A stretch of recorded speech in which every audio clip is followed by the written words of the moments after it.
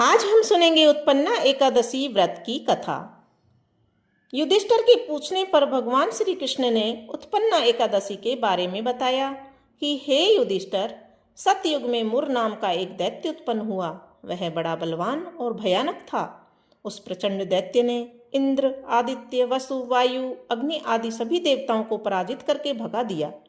तब इंद्र सहित सभी देवताओं ने भयभीत होकर भगवान शिव से सारा वृत्तांत कहा और बोले, हे कैलाशपति, मुर दैत्य से भयभीत होकर सब देवता मृत्युलोक में फिर रहे हैं।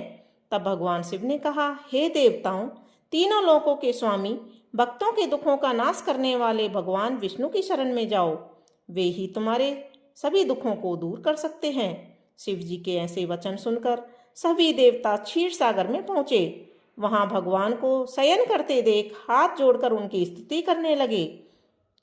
हे देवताओं द्वारा स्तुति करने योग्य प्रभु, आपको बारंबार नमस्कार है। देवताओं की रक्षा करने वाले मधुसूदन, आपको हमारा नमस्कार है। आप हमारी रक्षा करें। दैत्यों से भयभीत होकर हम सब आपकी शरण में आए हैं। आप इस संसार के कर्ता, माता पिता, उत्पत्ति और पालन करता और संहार करने वाले हो। सबको शांति प्रदान करने वाले हो। आकाश और पाताल भी आप हो। सबके पितामह ब्रह्मा, सूर्य, चंद्र, अग्नि, सामग्री, होम, आहुति, मंत्र, तंत्र, जप, यजमान, यज्ञ, कर्म करता, भोक्ता भी आप ही हैं। आप सर्वव्यापक हैं। आपके सिवा तीनों लोकों में चर और अचर कुछ भी नहीं है। हे भगवान, दैत्यों ने हमको जीतकर स्वर्ग से भ्रष्ट कर दिया है और हम सब देवता इधर उधर भागे भागे फिर रहे हैं। आप उन दैत्यों से हमारी सबकी रक्षा करो। इंद्र के ऐसे वचन सुनकर भगवान विष्णु कहने लगे, हे इंद्र, ऐसा मायावी दैत्य कौन है जिसने सब देवताओं को जीत लिया है? उसका नाम क्या है और उसमें कितना बल है और किसके आश्रय में है तथा उसका स्थान कहाँ है? यह सब मुझसे कहो। भगवान के ऐसे वचन सुनकर इंद्र बोले, भगवान, प्राचीन समय में एक नाड़ीजंग नाम का राक्षस था। उसके पराक्रमी और लोक विख्यात मुर नाम का एक पुत्र हुआ। उसकी चंद्रावती नाम की नगरी है। उसी ने सब देवताओं को स्वर्ग से निकालकर वहां अपना अधिकार जमा लिया है।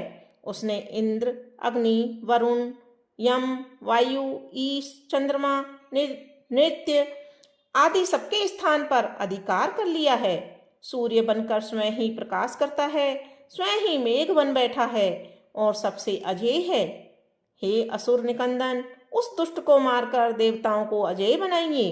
यह वचन सुनकर भगवान ने कहा, हे देवताओं, मैं शीघ्र ही उसका संहार करूंगा। तुम चंद्रावती नगरी जाओ। इस प्रकार कहकर भगवान सहित सभी देवताओं ने चंद्रावती नगरी की ओर प्रस्थान किया। उस समय जब दैत्यमुर सेना सहित युद्ध भूमि में गरज रहा था, उसकी भयानक गर्जना सुनकर सभी देवता भय के मारे चारों दिशाओं में भागने लगे। तब स्वयं भगवान रणभूमि में आए तो दैत्य उन पर भी अस्त्र शस्त्र आयुध लेकर दौड़ा। भगवान ने उन्हें सर्प के समान अपने बाणों से बींध डाला। बहुत से दैत्य मारे गए, केवल मुर बचा रहा। वह अविचल भाव से भगवान के साथ युद्ध करता रहा। भगवान जो भी तीक्ष्ण बाण चलाते, वह उसके लिए पुष्प सिद्ध होता। उसका शरीर छिन्न भिन्न हो गया, किंतु वह लगातार युद्ध करता रहा। दोनों के बीच मल्ल युद्ध भी हुआ। 10,000 वर्ष तक उनका युद्ध चलता रहा, किंतु मुर नहीं हारा। थक कर भगवान बद्रिकाश्रम चले गए। वहां हेमवती नामक एक सुंदर गुफा थी। उसमें विश्राम करने के लिए भगवान उसके अंदर प्रवेश कर गए। यह गुफा 12 योजन लंबी थी और उसका एक ही द्वार था। विष्णु भगवान यहाँ योग निद्रा की गोद में सो गए। मोर भी पीछे पीछे आ गया और भगवान को सोया देखकर मारने को उद्यत हुआ।